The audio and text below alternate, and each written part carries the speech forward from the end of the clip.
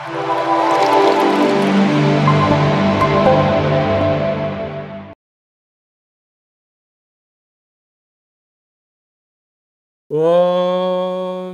నమః శివాయ.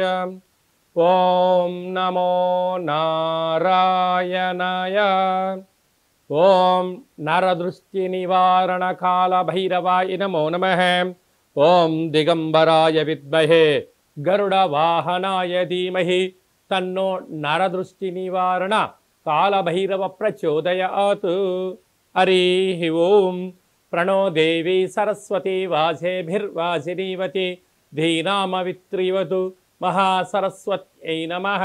హరి ఓం. మా ఛానల్కి స్వాగతం. చూస్తున్న వీక్షకులకు ప్రేక్షకులకు ప్రియ కాల భైరవ భగవద్బంధులకి స్వాగతం పలుకుతూ మమ్మల్ని ఎంతగానో ఆదరిస్తూ ఉండబడేటటువంటి ప్రియ సోదర సోదరీమణులకు సనాతన ధర్మ సంరక్షకులకు వీక్షకుల అందరిపైనను కాలాన్ని శాసింపజేసే శక్తి కాలభైరవుడికి ఉంటుంది కనుక కాలాన్ని అందరికీ కూడా విద్యార్థులకు ఉద్యోగస్తులకు వ్యాపారస్తులకు అందరికీ మంచి ఆయురారోగ్యాలను మనశ్శాంతిని ప్రసాదించాలని మనసారా కోరుకుంటూ కాళభైరవ స్వామికి ఆశీస్సుల చేత 1-2-2025 నుండి 15-2-2025 వరకు పుట్టినటువంటి వారందరికీ కూడా ముందస్తుగా జన్మదిన శుభాకాంక్షలు. గతంలో వివాహం చేస్తున్న వారికి వివాహ వార్షికోత్సవ శుభాకాంక్షలు. ద్వాదశ రాశుల్లో గ్రహ గమనాలు ఒకసారి వీక్షింపచేద్దాం. వృషభ రాశిలో దేవగురు బృహస్పతి సంచార స్థితి, మిథున రాశిలో కుజ భగవానుడు సంచార స్థితి, కన్యరాశిలో కేతు సంచార స్థితి, మకర రాశిలో రవి బుధాదిత్య రాజయోగ సంచార స్థితి, కుంభరాశిలో శని భగవానుడు స్వక్షేత్ర సంచార స్థితి, మీనరాశిలో శుక్రుడు మరియు రాహు సంచార స్థితితో ద్వాదశ రాశుల్లో గ్రహ గమనాలు ఈ విధంగా ఉన్నాయి. తులారాశి వారికి మాఘమాస శుద్ధాష్టమి అక్షయ అష్టమి సందర్భంగా ఎలాంటి విధి విధానం పాటించడం వలన తులారాశి వారికి విపరీతమైన రాజయోగం కలుగుతుంది. అష్ట కష్టాలకు స్వస్తి పలుకుతూ ఐశ్వర్యానికి ఆనందానికి విపరీతమైన రాజయోగానికి స్వాగతం ఎలా పలకాలో ఈ వీడియోలో సవివరంగా సంపూర్ణంగా తెలుసుకుందాం. తులారాశిలో ఏ నక్షత్రాలు వస్తాయనగా చిత్తా నక్షత్రంలోని 3వ పాదం 4వ పాదం, స్వాతి నక్షత్రంలోని 4 పాదాలు, విశాఖ నక్షత్రంలోని 1, 2, 3 పాదములు కలిపితే తులారాశి అవడం జరుగుతుంది. అలాగే చాలామందికి పుట్టినటువంటి కాల సమయంలో డేటా ఆఫ్ బర్త్లు లేనటువంటి వారికి పేరు యొక్క మొదటి అక్షరాన్ని అనుసరిస్తూ ఆ రాశిని తెలుసుకునే ప్రయత్నం చేద్దాం. రా, రీ, శ్రీ, రు, రే, రో, తా, టీ, తు, టే అక్షరాల వారందరూ కూడా తులారాశి జాతకులే.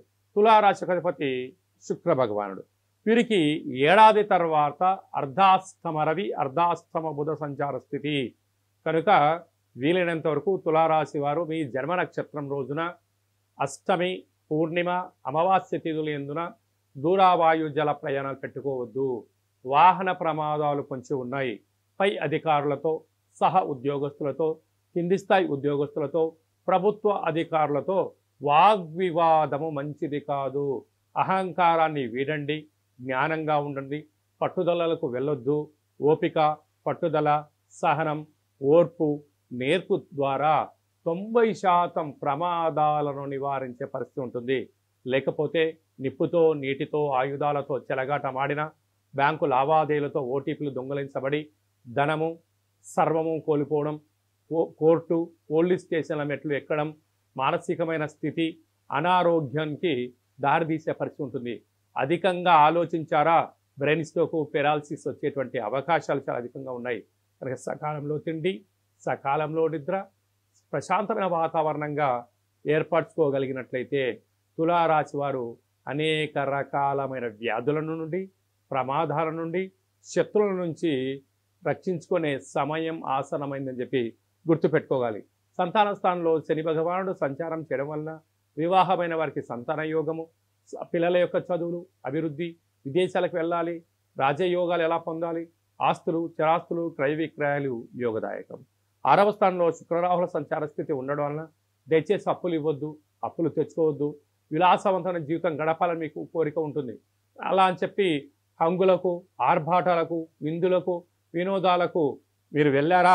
జనాలు చాలా తెలివైన వారు, మిమ్మల్ని మీరు అంతటి వారండి, మీరు ఇంతటి వారండి, మీరు గొప్పవారండి, మహానుభావులండి అని చెప్పి అంటే వారి యొక్క అవసరాలను మాటల ద్వారంలో మీ ద్వారా తీసుకొచ్చి మిమ్మల్ని ముందుండి ఆ ఖర్చు పెట్టిచ్చేసి తిని తాగేసి వెళ్ళిపోయిన తర్వాత ఆ బిల్లులు కట్టలేక క్రెడిట్ కార్డులను కట్ చేసి అప్పులు చేసి ఇబ్బందులకు గురి చేసే సమయం ఆసనమైంది.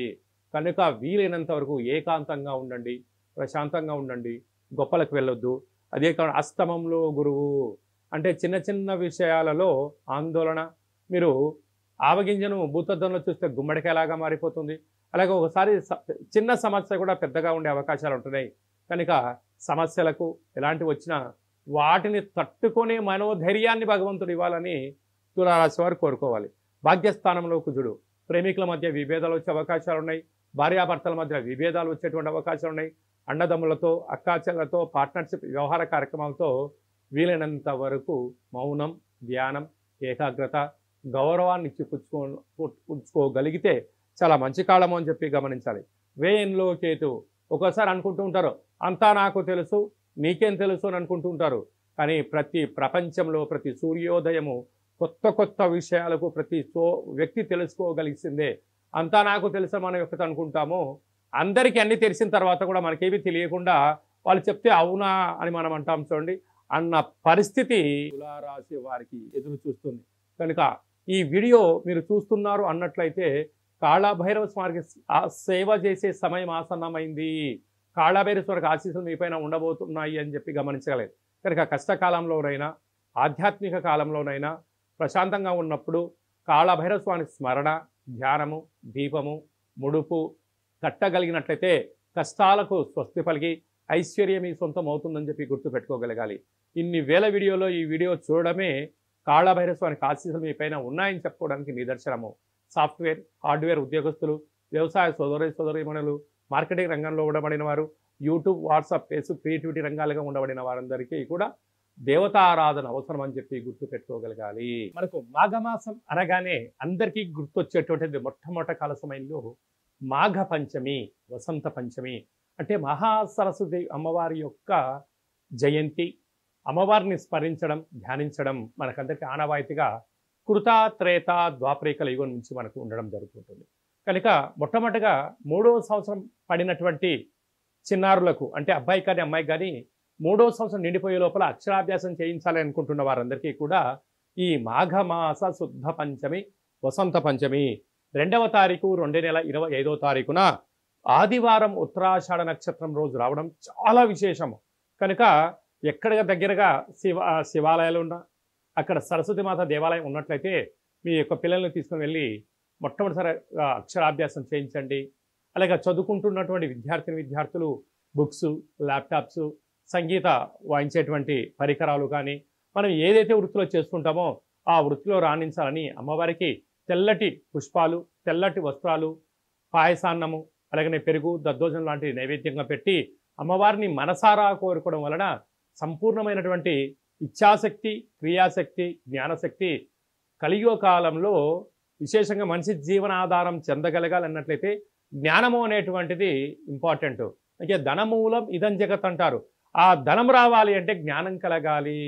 అయితే మన పెద్దవాళ్ళు ఒకటి చెప్తూ ఉంటారు, కళ్ళున్నోడు ముందే చూస్తూ ఉంటాడు, దిమాకున్నోడు దునియాను చూస్తూ ఉంటాడు అన్నాడు. ఆ యొక్క జ్ఞానశక్తి ఎక్కడి నుంచి వస్తుందయ్యా అంటే అమ్మవారి యొక్క ఇచ్ఛాశక్తి ద్వారా వస్తుంది. కనుక మనం అందరము కూడా అమ్మవారిని స్మరిద్దాం, ధ్యానిద్దాం, జ్ఞాన సంపదని, జ్ఞాన సంపూర్ణమైనటువంటి మేధావులుగా అవ్వాలని కోరుకుంటూ ఆశీర్వచనం. అలాగనే మనకు 4వ తారీఖున మాఘమాస శుద్ధ సప్తమి, రథ సప్తమి. కనుక సూర్యనారాయణుడికి మంగళ స్నానమానం చేసుకొని నమస్కారం చేసుకొని పాయసాన్ని నైవేద్యంగా ఏర్పాటు చేసుకొని అరుణపారాయణం చేయగలిగినట్లయితే, లేకుంటే సూర్యుడికి 12 రకాల ఆసనాలు ఉంటాయి, ఆసనం వేయగలిగినట్లయితే సంపూర్ణ ఆయురారోగ్యాలు మన సొంతం అవుతాయని చెప్పి కూడా గుర్తుపెట్టుకోగలగాలి. 12వ తారీఖున మాఘమాస పూర్ణిమ. అంటే మాసాలలో మాఘమాసానికి చాలా వైవిధ్యభరితమైనటువంటి లక్షణం ఉంటుంది. ఆమాకావై అంటారు. ఆషాఢ, కార్తీక, మాఘ, వైశాఖ మాసంలో ప్రత్యేకత. అందులో మాఘ పూర్ణిమకు చాలా ప్రత్యేకత ఉంటుంది. కనుక నదీ స్నానము, సముద్ర స్నానము, శివుడికి రుద్రాభిషేకము, యజ్ఞము, యాగము, దానము, క్రతువు, శ్రీ రమా సహిత సత్యనారాయణ యొక్క పూజ చేసుకోవడం వలన మనకు సంపూర్ణ ఆయురారోగ్యాలు ఆధ్యాత్మిక శక్తి మన సొంతమవుతుందని చెప్పి గమనించాలి. మాఘమాసంలో 5/2/2025 మాఘమాస శుద్ధ అష్టమి అక్షయ కాళభైరవాష్టమి కనుక కాళభైరవ స్వామిని స్మరణ చేసిన, ధ్యానం చేసిన, ఇంట్లో నారికేల దీపాన్ని ఉంచిన, కూష్మాండ దీపాన్ని ఉంచినట్లయితే అద్భుతమైన అష్ట కష్టాలన్నీ తొలగిపోయి అష్ట ఐశ్వర్యాలు మన సొంతం అవుతాయని చెప్పి గమనించాలి. అలా కుదరని పక్షంలో ఈ కింద మనం సంప్రదించినట్లయితే, మీ గోత్రనామాలు పంపించినట్లయితే మీకు కాళభైరవ స్వామి యొక్క పూజ, ముడుపు, దీపము, హోమ కార్యక్రమంలో నరదృష్టిని ఎలా నివారించుకోవాలో తెలియజేయడం జరుగుతుందని చెప్పి కూడా గమనించగలగాలి. పాత్రల యందు అక్షయ పాత్ర వేరయా అంటారు పెద్దవారు. ఈ యొక్క పాత్ర కంచు పాత్ర. ఈ యొక్క కంచు పాత్రను మనం ఎలా సద్వినియోగపరచుకోవాలో ఒకసారి గమనిద్దాం.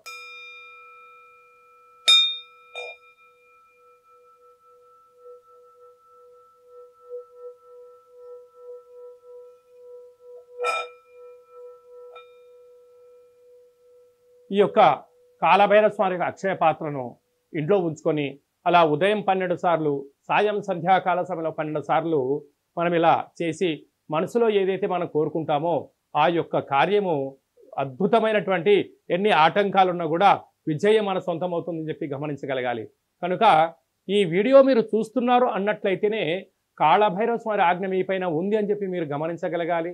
అలాగా కాళభైరవ స్వామి స్మరణ చేసే సమయం ఆసన్నమైంది అని చెప్పి మనం కూడా గుర్తు పెట్టుకోగలగాలి.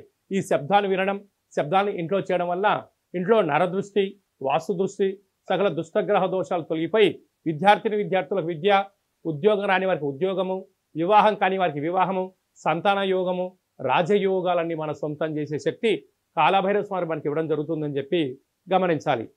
ఈ పాత్రతో పాటి కాళభైరవ స్వామి యొక్క పిరమిడు, డాలరు, కంకణము మీకోసం ప్రత్యేకంగా కాళభైరవ హోమం చేయించి 27 రకాల వస్తువులతో దిష్టి దించి పంపించడం జరుగుతుంది.